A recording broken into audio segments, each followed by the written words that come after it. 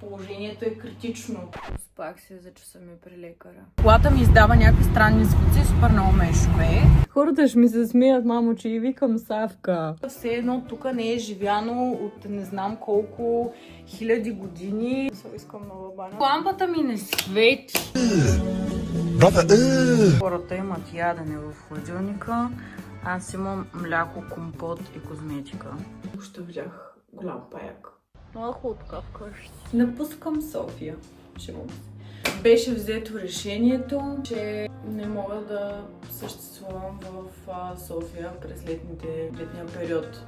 Почти 7 години ще станат живея в София и съм оставила точно 2 лета. Не ми харесва. Обичам си морето, липсва ми. Про ми се гади, когато се помисля да остана тук. Плюс, че апартамента ми, който от вас е гледал, знае, че се наводни. И това всъщност е възможността, в която аз ще си направя ремонта. Сега от сутринта оправям багаж и проблема е, че аз всеки път си мисля, че нямам много багаж, защото всичките ми летни дрехи са в Несебър, но уви, положението е критично. Днес е 17 и утре 18 и аз трябва утре да пътувам, а преди това имам преглед при лекар. Спах се за часа ми при лекаря. Обаче се оказа, че има час за по-късно.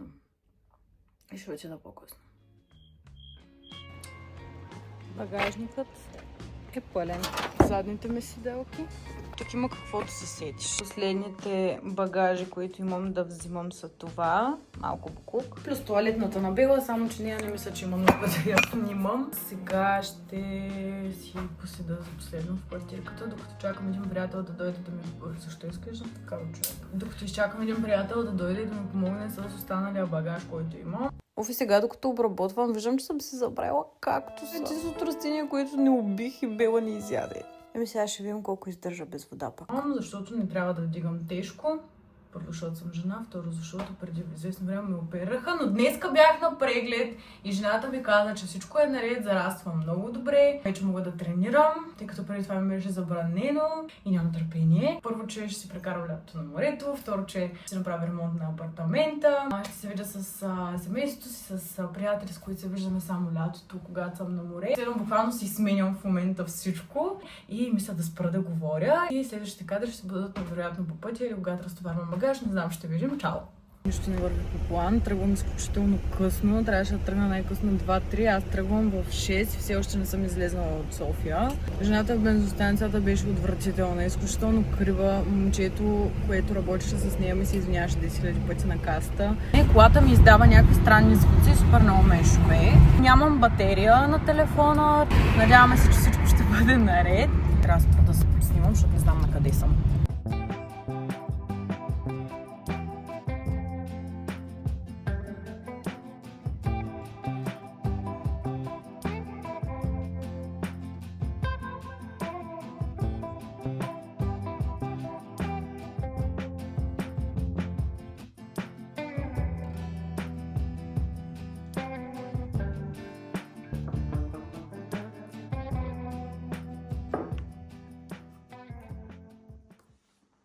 Слагаш като барбарин. Много ме е вкусно. Пристигнах си. Хапнах и те, защото са стари хора с жена му, си легнаха в 11 часа. Пък аз тук ще видях голям паяк, който трябва да карам брат ми да махне. Много ме е страх. Много искам да оправям, само че наистина няма как, защото е много късно. В същото време мозъкът ми работи на пълни обороти в момента, защото няма никакъв проблем. Осъдете ме! Осъдете ме! Днеска станах, пих кафе. Седох на лекар. Какво се обяснявам толкова? Днеска съм изпила 2 енергийни напитки. Изпих един Монстър, изпих един Red Bull и съм пила и кафе. Съответно, напълно нормално в момента да съм изморена и в същото време будна. Ще спя на милия ми диван, който е зареднат и трябва сега да го оправя. Може би утре, когато съм по-кондиция, ще обясня хубаво и ще покажа какво точно ще се прави.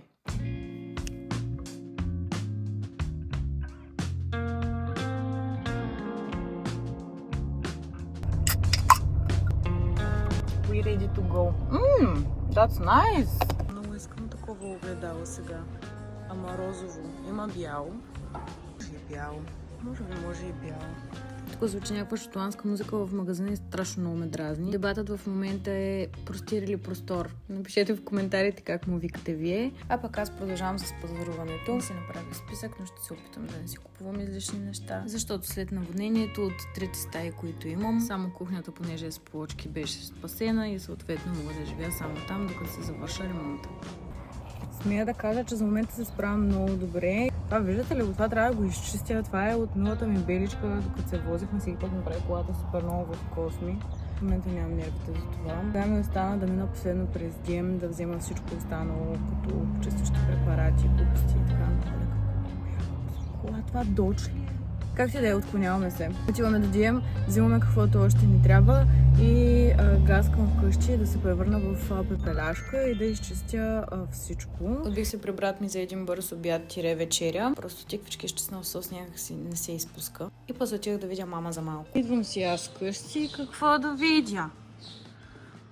Джетче. И мама. Здравейте, мадам! Ето откъде съм си взела удостта да искам да изрисувам всичко, що видя. Бе, много си сладка, бе!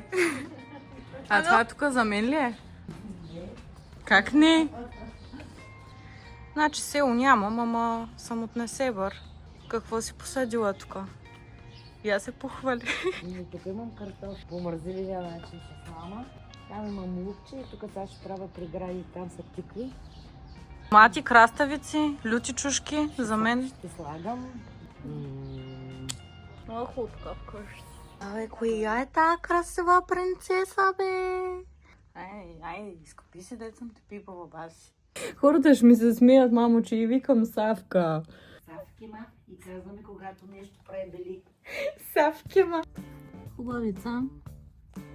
Еми, влога няма да е моя, ако не е хаотичен. Нека заедно се насладим на тази гледка, която скоро ще бъде паркинг. И да ходя да чисто. От 1 до 10 колко добро решение е да чистя в бяло? -1. Само, че това вече съм го ползвала за чистене, така че ще чистим с него. Абсолютно всичката тази лудница тук, и тук, и тук, и тук. Това всичко трябва да го оправя, това трябва да се изчисти, така че да започваме. Направих толкова много работи, аз съм пак до никъде. Стърках банята основно и ми се дощя да я ремонтирам и нея. В смисъл, искам нова баня, но оправих пералното помещение, което искам да боядисам и нарисувам цялото, така че ще покажа само тази част. Купих си кошченица, купих си тук някакви работи. Това ми е опътването.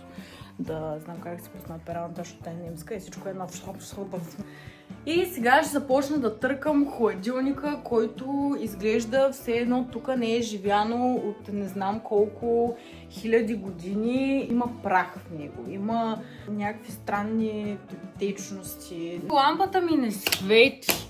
Ето. Това е много грозна и нея ще смена спокойно. Унази само свети, обаче е натръгнала да умира и тя и мига се едно има призрак тук. Така че докато все още е светло, трябва да действам. Brother, what's that?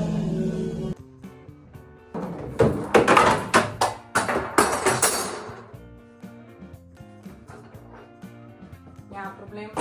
Много искам да правя тия яките видеа, където чистят. И е много яко всичко, нали, преди и след. Много ми харесват тия видеа, ама да ги гледам на някой друг. Аз много се джъджвам как може да е толкова. Просто ме е срам да го покажа това. От едно наводнение, от това, че ма е нямало няколко месеца да е толкова мръсно, че дори не знам. Толкова е чисто, че скърца направо. Блести, блести. Абсолютен токат съм. И приличам на яйце. Беличко и ще спите си сън.